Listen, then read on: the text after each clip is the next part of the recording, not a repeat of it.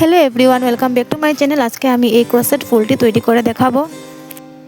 প্রথমে এখানে আমি ম্যাজিক রিং তৈরি করে নেব। দেখতে পাচ্ছেন কিভাবে ম্যাজিক রিংটি তৈরি করে নিচ্ছি।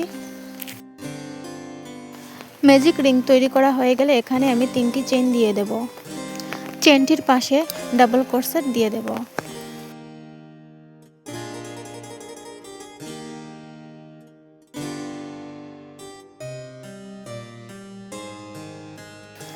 এইভাবে আমি ডাবল ক্রোশেট দিয়ে যাব। টোটাল আমি 15টি ডাবল ক্রোশেট দেব আর একটি চেইন মিলিয়ে 16টি ডাবল ক্রোশেট হয়ে যাবে।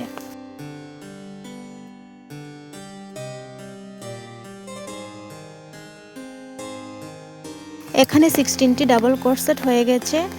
এখানে আমি একটি লক লাগিয়ে দেব। দেখতে পাচ্ছেন কিভাবে আমি লক লাগিয়ে দিচ্ছি।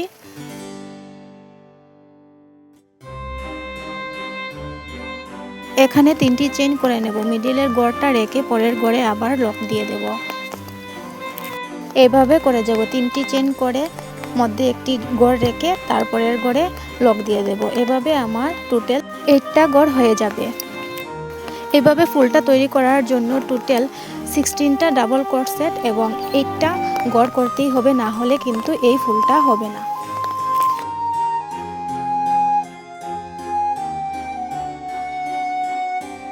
এখানে আমার 8টা গড় কমপ্লিট হয়ে গেছে।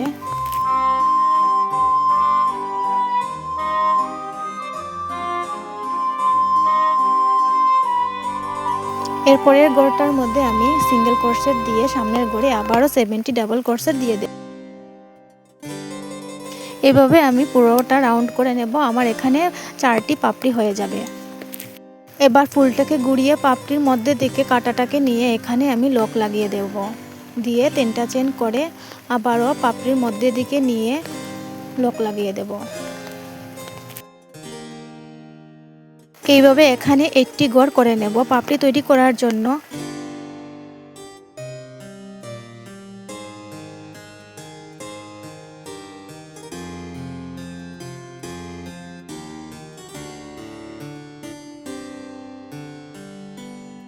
তিনটি চেইন করে পাপড়ির মধ্যে দিকে নিয়ে লকটি লাগিয়ে দেব। এখানে আমার 8টি গড় কমপ্লিট হয়ে গেছে। উপরে যেভাবে করেছিলাম প্রথম গড়টার মধ্যে সিঙ্গেল ক্রোশেট, এরপরের গড়ে 8টা ডাবল ক্রোশেট করে নেব।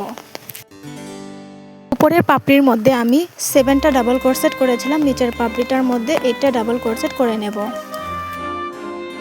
নিচের যে পাপড়িগুলি হবে সেটি উপরের পাপড়িগুলির ঠিক মধ্যে দিয়ে হবে। পাপড়ির নিচে যে গড়টি থাকবে সেখানে হবে সিঙ্গেল ক্রোশেট আর পাপড়ির মধ্যেখানে হবে 8টি ডাবল ক্রোশেট। আপনারা দেখতে থাকুন আমি কিভাবে বানাচ্ছি। ভিডিওটা স্কিপ করে দেখলে আপনারা কিছুই বুঝতে পারবেন না। এখানে উপরে যেভাবে তৈরি করেছি নিচেও সেম গড়গুলি এইভাবে তৈরি করে নিয়েছি।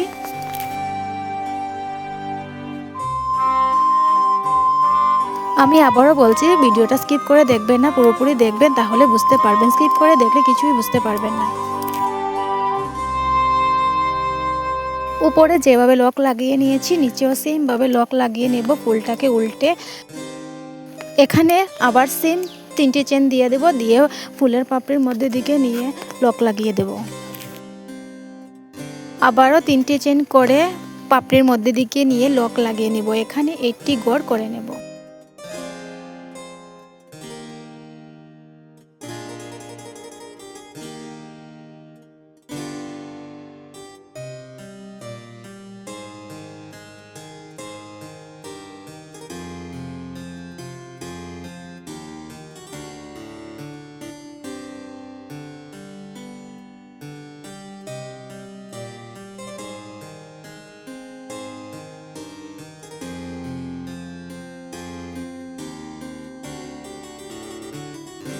এভাবে আমি পুরোটা রাউন্ড করে নিয়েছি। এবার লক লাগিয়ে দেব।